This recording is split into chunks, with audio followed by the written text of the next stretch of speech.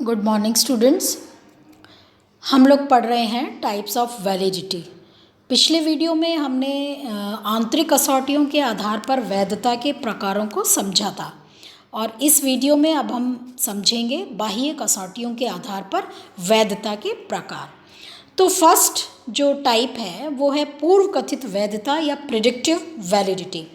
तो कुछ मनोवैज्ञानिक परीक्षण ऐसे होते हैं जो किसी योग्यता, गुण या विषय के संबंध में भविष्यवाणी करते हैं और ऐसे परीक्षणों की पूर्व कथित वैधता ज्ञात की जाती है।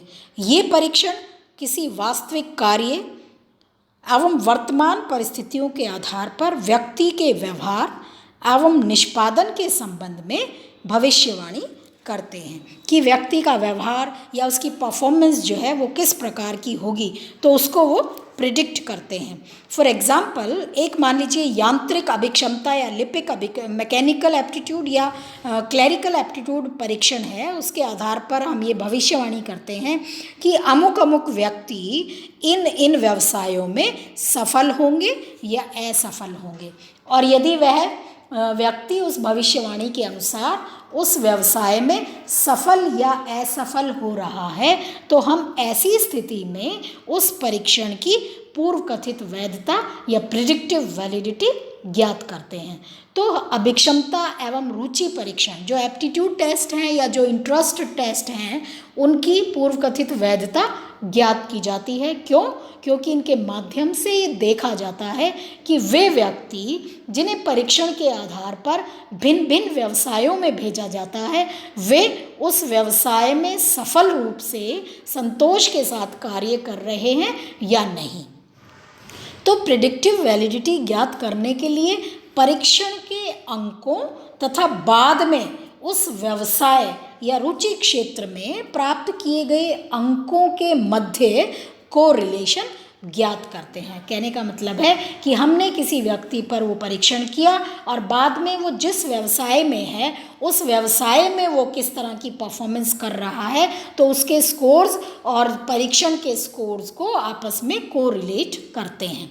तो इसलिए निर्देशन में, व्यक्तिगत चयन में या विद्यार्थियों की किसी अमुक कक्षा में प्रवेश या नौकरी में नियुक्ति में जब एप्टीट्यूड या रुचि या अन्य प्रकार के परीक्षणों का प्रयोग किया जाता है तो हम केवल पूर्व कथित वैधता ही ज्ञात करते हैं या प्रिडिक्टिव वैलिडिटी ही ज्ञात करते हैं, और इसमें वर्तमान परीक्षण प्राप्तांकों के आधार पर भविष्य के निष्पादन के संबंध में प्रिडिक्शन या पूर्व कथन किया जाता है। कहने का मतलब है कि वर्तमान तथा भविष्य के परफॉर्मेंस के मध्य कोरिलेशन ज्ञात किया जाता है और इस प्रकार की वैधता ज्ञात करने में अधिक समय लगता है। क्यों? क्योंकि फॉलोअप पर ये आधारित होती है। तो हम फॉलोअप करते हैं, इसलिए इसको करने में, कोरिलेशन या वैलिडिटी को ज्ञात करने में अधिक समय लगता है। नेक्स्ट जो हमारी वैलिडिटी है वो है निर्मित वैधता या कंस्ट्रक्टिव वैलिडिटी। तो आज मापन के क्षेत्र में कंस्ट्रक्टिव वैलिडिटी जो है एक नवीन प्रवृत्ति है और इसको क्रॉनबैक ने प्रतिपादित किया था। इस प्रकार की वैधता का जो स्वरूप है वो काफ़ी जटिल होता है क्योंकि इसमें परीक्षण को किसी विशेष कंस्ट्रक्ट या रचना या थ्योरी, सिद्धांत के रूप में जांचा जाता है और किसी भी परीक्षण की निर्मित वैधता ज्ञात करने के लिए कुछ विशेष रचना या सिद्धांत का होना आवश्यक है। फॉर एग्जाम्पल बुद्धि मापिका को विद्यालय ग्रेड, नेतृत्व योग्यता, आलोचनात्मक विचार या क्रिएटिविटी से संबंधित किया जाता है क्योंकि जो बुद्धि का इन सभी कारकों से कुछ ना कुछ रिलेशन होता है। यदि बुद्धि परीक्षण का इन पहलुओं से संबंध ज्ञात किया जाए और कोरिलेशन हाई आए तो ये परीक्षण वैलिड होगा। तो इसी प्रकार से क्रिएटिविटी का परीक्षण भी वैलिड समझा जाएगा यदि उन व्यक्तियों द्वारा हाई स्कोर प्राप्त किए जाएं जो विभिन्न रुचियां या पसंद रखते हैं। तो मौलिक ढंग से जो विचार या व्यवहार करते हैं। इसके अतिरिक्त विभिन्न जो स्टैंडर्डाइज्ड टेस्ट हैं उनके द्वारा भी किसी परीक्षण की कंस्ट्रक्ट वैलिडिटी को ज्ञात किया जा सकता है, और ऐसी स्थिति में अपने द्वारा बनाए गए परीक्षण के निष्कर्षों की अन्य स्टैंडर्डाइज्ड परीक्षणों से निष्कर्षों से तुलना करते हैं और दोनों के मध्य वैधता गुणांक की मात्रा ज्ञात करते हैं।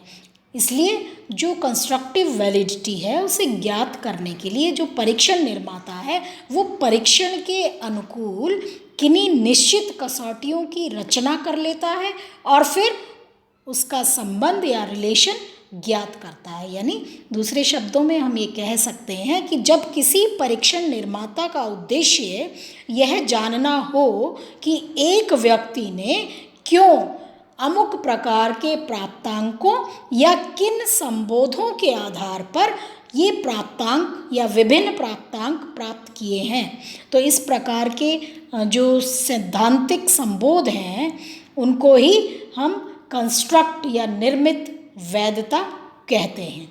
चूँकि इस प्रकार की वैधता ज्ञात करने में अधिक समय तक निरीक्षण, अन्य तथ्यों का संकलन या निर्मित जो उपकल्पनाएं हैं उनकी हमें पुष्टि करनी पड़ती है, इसलिए इसका प्रयोग जो है वो कम प्रचलित है। तो बच्चों, जो हम ये कंस्ट्रक्ट वैलिडिटी ज्ञात करते हैं इसकी कुछ विधियां हैं। जैसे पहली विधि है आयु विभेदीकरण।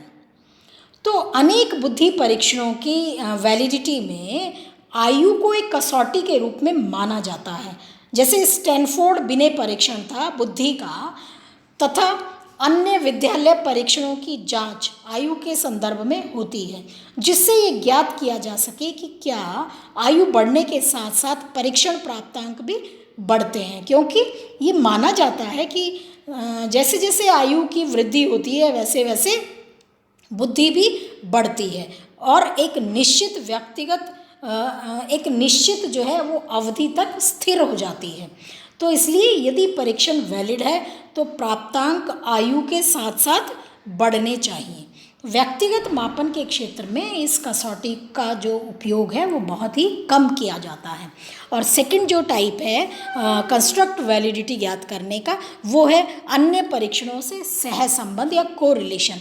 तो किसी मानकीकृत या स्टैंडर्डाइज्ड एवं नवीन परीक्षण के मध्य कोरिलेशन प्रकट करता है कि नवीन परीक्षण उस गुण का मापन करता है जिसे मापने के लिए मानकीकृत परीक्षण भी करता है, या जिसे कोई मान्य स्टैंडर्डाइज्ड जो टेस्ट है वो भी उस गुण का मापन करता है। एंड थर्ड पॉइंट है आंतरिक संगति। तो आंतरिक संगति प्राय समस्त प्रकार की विशेष रूप से व्यक्तित्व परीक्षणों के जो प्रकाशित मैनुअल हैं उनसे ये दृष्टिगत होता है या उनसे ये पता पड़ता है कि अमुक परीक्षण की वैधता आंतरिक संगति से ज्ञात की गई है या इंटरनल कंसिस्टेंसी। तो बच्चों, जब हमने रिलायबिलिटी पढ़ा था तो उसमें हमने इंटरनल कंसिस्टेंसी मेथड पढ़ा था कि आंतरिक संगति यानी प्रत्येक पद का प्रत्येक दूसरे पद के साथ कोरिलेशन और प्रत्येक पद का प्रत्येक संपूर्ण परीक्षण के साथ कोरिलेशन ज्ञात करना, उसी को हम आंतरिक संगति कहते हैं। तो इसमें परीक्षण के योग प्राप्तांक ही कसौटी समझे जाते हैं और उनके आधार पर दो समूहों का चयन कर लिया जाता है। फिर कोरिलेशन विधि के आधार पर पदों का चयन कर लिया जाता है और जो आंतरिक संगति है उसमें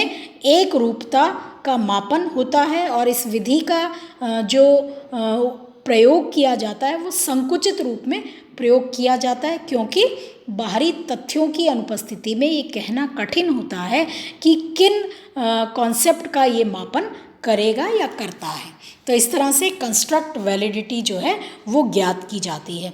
एंड जो लास्ट हमारी बाह्य कसौटियों के आधार पर जो वैलिडिटी का जो प्रकार है वो है कंकरेंट वैलिडिटी या समवर्ती वैधता या एकीभूत वैधता। तो बच्चों, कंकरेंट वैलिडिटी ज्ञात करने के लिए परीक्षण को वर्तमान सूचनाओं से कोरिलेट किया जाता है।